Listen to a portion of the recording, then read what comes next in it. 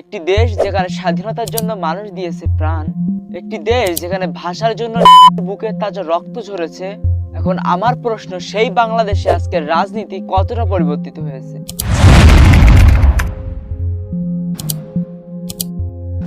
রাজনীতির মঞ্চে যে নাটক চলছে, এর পেছনের আসল কাহিনী কি, আর এর প্রভাব আসলে কারা ভোগ করছে, ক্ষমতাবান নাকি সাধারণ জনগণ? 1947 সালের ভারত বিভাজন আমাদের ইতিহাসে প্রথম অধ্যায় লিখেছিল, কিন্তু পূর্ব পাকিস্তান নামের এই অঞ্চলটি ধীরে ধীরে পরিণত হয় বঞ্চিত জনগণের সংগ্রামের ভূমিতে।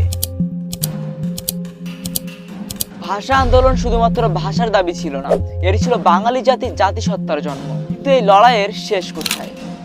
1971 সালে শুরু হলো চূড়ান্ত সংগ্রাম, মুক্তিযুদ্ধ। শেখ মুজিবুর রহমানের নেতৃত্বে একটি জাতি পেয়েছিল স্বাধীনতার স্বপ্ন। এবারে সংগ্রাম আমাদের মুক্তির সংগ্রাম। কিন্তু স্বাধীনতার পরপরই শুরু হয় নতুন এক লড়াই, রাজনীতি এবং ক্ষমতার লড়াই। স্বাধীনতার পর কি আসলেই বাংলাদেশ স্বপ্নের মতো একটি রাষ্ট্র তৈরি করতে পেরেছিল? না, বরং পরবর্তী দশকগুলো ছিল রাজনৈতিক হত্যা, সামরিক শাসন এবং একের পর এক অভ্যুত্থানের সাক্ষী।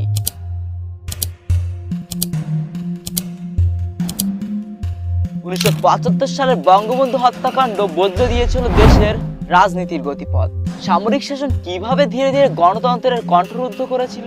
তখন প্রশ্ন উঠতে শুরু করলো, গণতন্ত্র কি আদৌ প্রতিষ্ঠিত হবে, নাকি আমরা একটি চক্রের মধ্যে আটকে গেছি? আজকের বাংলাদেশ যেমন একদিকে উন্নয়নের পথে ছুটছে, অন্যদিকে রাজনীতি যেন ক্ষমতার লোভের ফাঁদে আটকে পড়েছে। নির্বাচন এলে দেখা যায় নানা প্রতিশ্রুতির বন্যা, কিন্তু নির্বাচন শেষ হলে জনগণ কি আদৌ সেই প্রতিশ্রুতির কোনো ফল দেখতে পায়? আমি তো দেখতে পাইনি, আপনারা দেখতে পাইছেন কি সেটা আমি জানি না। একদিকে মেট্রো রেল, ফ্লাইওভার, অন্যদিকে শিক্ষা, স্বাস্থ্য এবং দুর্নীতি নিয়ে প্রশ্ন। এই দ্বন্দ্ব শুধু রাজনৈতিক নয়, এটি আমাদের সামাজিক এবং অর্থনৈতিক কাঠামোকে প্রভাবিত করছে। রাজনীতির মঞ্চে অনেক সিদ্ধান্তই জনসম্মুখে আসে না। এখন প্রশ্ন, কিভাবে ক্ষমতা ধরে রাখতে বিভিন্ন ষড়যন্ত্র তৈরি হয়? কোথা থেকে আসে অর্থ? সাধারণ জনগণ কি কখনো জানতে পারে এইসব গোপন অধ্যায়? ক্ষমতার এই লড়াইয়ে কে থাকে বিজয়ী আর কে হারায় সবকিছু? এই রহস্যময় অধ্যায়গুলো আমাদের ভবিষ্যৎকে কিভাবে প্রভাবিত করছে? আমরা যদি সত্যি একটি নতুন বাংলাদেশ চাই, তাহলে দায়িত্ব শুধু রাজনীতিবিদদের নয়, প্রকৃতপক্ষে পরিবর্তন আনতে হবে আমাদের নিজ নিজ মানসিকতায়। প্রতিটি নাগরিককে হতে হবে সচেতন। ভোট একটি অস্ত্র, এটি সঠিকভাবে ব্যবহার করলেই বদলাবে দেশ। রাজনীতি শুধু ক্ষমতার নয়, এটি একটি জাতির দিক নির্দেশনা।